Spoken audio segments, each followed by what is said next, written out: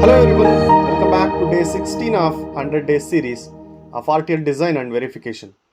Today the topic for discussion is FSM, that is Finite State Machines. In the last video we have seen design of counters using flip-flops. We designed counter mod 6 and mod 10 by connecting the flip-flops together. Means we used excitation table, characteristic table of flip-flops, and we understood how actually we can write a Verilog code and synthesize to get a hardware, or if you want to have a particular flip-flop with you and if you want to design a counter, how we can go with that. We have seen that. Now let's continue our discussion with sequential circuits. That is the very important topic over here is FSM. We need to understand how we design, how the examples are going to be coded through FSMs, and which are all the different types of FSMs we have. So what is a FSM? FSM stands for Finite State Machine. Here we need to understand what is state. In sequential circuits, you can observe it is basically a combination of flip-flops. The output of a flip-flop will be treated as a state. Means in our design, let's understand it has different stages of outputs. It will be having a start with one state, it will go with the next state output, it will go with the next state, like that. So FSM is a sequential circuit that transit between finite number of states. Let's say our design will work in 4 stages. Initial stage, first stage, second stage, third stage, and fourth stage. Again it will come back to some other stages. Or depending on the inputs, we may move from first stage to the fourth stage, like that. In such cases we require FSMs. Here the state transition can happen based on the inputs and a clock signal.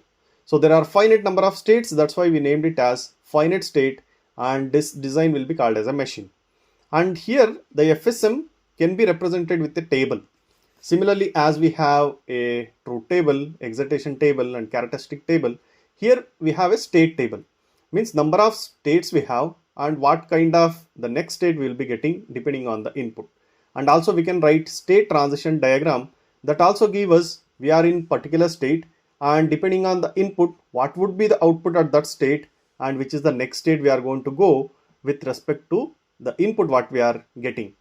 So to write this FSM, we have two types. One is Melay state machine or More type FSM or Melay type. In a Melay machine, the outputs will be depending only on the current state. It is not depending on the inputs. Depending on the states, we can say what is the output. And commonly we will be using in simpler timing dependency circuits, and it is easier to debug as well. Melay type will be chosen when the outputs depending on the current state and also the inputs what we have, and it is more responsive and it is faster as well. And these are the two types we will be seeing throughout the FSM discussion and understanding which design can be designed using Melay and Melay and how actually this FSM will be utilized. So the components of FSM, what are all the things present in FSM? As I said, there are finite states, then we have inputs to our design, and then outputs. And also the transitions what we say here are the rules for moving from one state to another. Let's say suppose if we take an example of a traffic light controller, if we have red light now, there is a rule to go for green. There is a time duration, or depending on the vehicles, we will be going for the green. Those rules will be applicable while transition from one state to another. And how we are going to design the FSM? First, we need to define how many states are required. We need to provide the names for the states other than binary. There are different coding methods. You can go for binary coding, you can go for gray coding, or you can go for one hot coding. But you need to define the states as the names. You can use enum type or you can use some parameters for that. Then draw the state diagram. We need to use circles for states and arrows for transitions. I am going to show you how to write it in the subsequent discussion. But we need to write the state diagram and the state transition table as well. Then encode the states in Verilog. Then write a RTL using always block. And here we need to take care of if it is a combinational circuit requirement, how we need to write. If it is a sequential circuit requirement, how we need to write. Let's understand all these.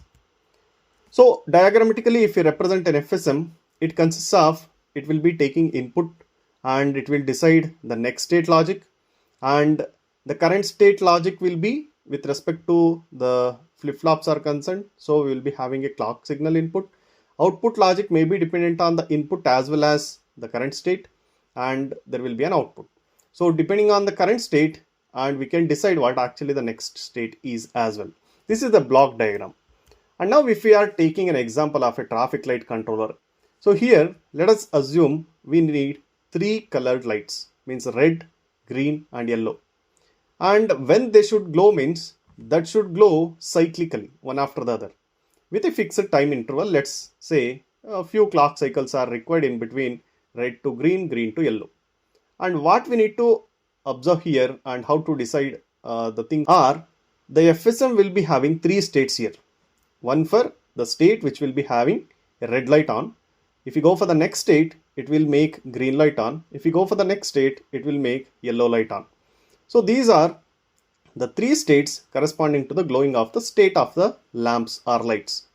And here there are no inputs here to decide red, green, yellow in my example. Just we are taking input is null. There is no input here. Just state transition will occur whenever the clock signal comes. And this is a Morse state machine. I said in the earlier itself, in Morse state machine, output will be depending only on the states, not on the inputs. That's why here Morse state machine is enough. Since the lamp that glow only depends on the state, not on the inputs, that's why we'll be going with Morse machine. And what are all the steps required here to create an FSM? First, the problem statement we have defined as we want a traffic light controller that cycles through red, green, then yellow, then again red. This repeats. Each state should have last fixed amount of time. Means red will be there for, let's say, for 5 cycles, green will be there for 5 cycles, yellow will be there for 2 cycles, something like that. That can be defined. Then step 2 is identifying the FSM elements. How many states required? I said 3 states. Which are those? S0, S1, S2. Let's say each state representing a light glow, red, green and yellow. So there are 3 states required. There are no inputs here, and the outputs are, we need to make the output red, green, yellow by taking 1 0 0, 1 0 1 0, 0 0 1 as the outputs here. Outputs are depending on only on the states, and with respect to those states, these are the output values I am giving. And the transition logic will be, first it is red basically, or default it is red, then it will go to green, then it will go to yellow, then again it will go to red. With this, now the next step is to write the state diagram and the state table. What state diagram says? Let's say we have basically in S0 state, that is the default state. Here the next state will be S1, that is to glow green. Depending on what we will be going here, there is no input, that's why I am writing a dash here. But the output I am supposed to glow next is 0 1 0. That is what I am writing here. And this arrow indicating this is the next state with respect to S0. So S0 is my present state, next state is S1, and the output what we have is 1 0 0 currently, and when we transit we will be getting 0 1 0 next. Then we will be having present state is S1, and the next state will be S2, and the output what we are currently having is 0 1 0, but while transiting we are transiting to the next state with 0 0 1 yellow.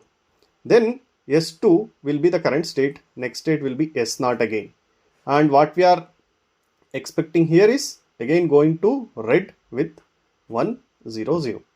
This is what the state diagram and the state table is. Now we need to code this in Verilog. That is our next step. How we can code this using Morse FSM model? See, module traffic light FSM is my name of the module. Here just I require a clock signal as input, and my output is light. How many lights are there here? 3 lights. So let's say output reg 0 is to 2 light. If that means there are 3 lights. Parameter S0, S1, S2. I am assigning the parameter S0, S1, S2 with 0, 1, 2 because these are the 3 states I have.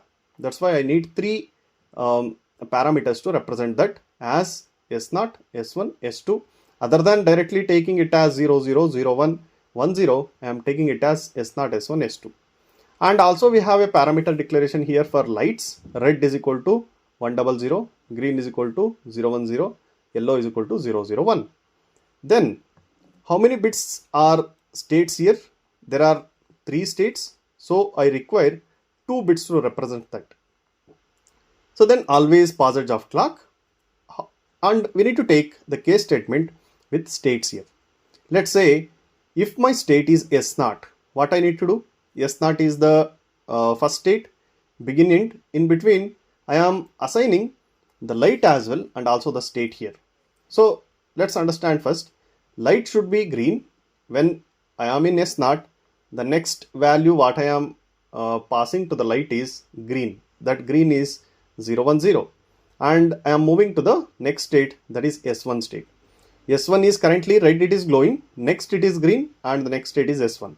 When I come to S1 state, then the next light should glow as yellow and the next state will be S2. When I come to S2, again this will be glowing yellow. Next I need to go for red. That's why I am passing red to light and S0 will be the state. By default, we will be having red as light and S0 as the state. Why? Because here S0 is 0, 0, S1 is 0, 1, S2 is 1, 0. There is no state called 1, 1. If that comes as an input for the state, let's say we have a default state here. So this design, what we have is having a value assignment, means the output declaration as well as the state declaration. This kind of FSM give us more flip-flops. Let's say the synthesis tool for this will be generating 2 flip-flop for the states. Let's say we have 2 bits state here. So we require 2 flip-flop to store that. Is it really require 3 more flip-flops here to store the value, means the output? It is not at all required. Why? Because these 3 output lines just a value assignment to the light. We have a light output here, 0 to 2. This light is just to glow the LEDs. We can make these 3 as combinational circuits. If you do like this, it will infer 3 extra flip-flops since it is a 3-bit output. That is why we need separate always blocks here so that we can code one as a sequential block, another one is a combinational block. Let's look at that other way of writing the FSM in a better way. Look at here, module cyclic lamp, or you can use the same name here, no matter. And clock, light are the outputs here as well. Let's say input clock, output reg 0 is to 2 light, parameter S0, S1, S2 are same, and parameter red, green, yellow are same, states are also same. What I made a change here is that I have a case state, then I am keeping states over here. I have an always block for state transition. Remember, to change the state, I have one always block. In the next always block, I am not at all using the clock. Let's say the states make the output definition here. Why? Because since it is a Morris state machine, outputs will be depending on only on the states. Means whenever we go for this state, let's say S0, red will be the output. Whenever we go for S1, here it is non-blocking assignment and this infer a flip-flop here. But when we are having always at state, this is a combinational block. Here non-blocking assignment is also not required. So red will be the light when S0 is my state, green will be the light when S1 is my state, yellow will be the light when S2 is my state. By default, it is red. So this is the better way of writing FSMs. We should have 2 always blocks, one for the state transition, another one for the output declaration. So this is the way we are going to write, and the synthesizer will give or generate only 2 flip-flops here corresponding to the states. And the second always block will be generating the combinational circuit that takes the state as input and just produces the outputs. So that will not require any flip-flops to store the value. This is what our example here, so that we understood how we are going to design FSMs and separating the 2 always blocks for sequential path as well as the combinational path. So we understood FSM basics today, and how we are going to code the states and also the state registers, and then next state logic, how we are going to write, and output logic. This is about the today's discussion. In the next day, we will be seeing more about FSMs. Thank you.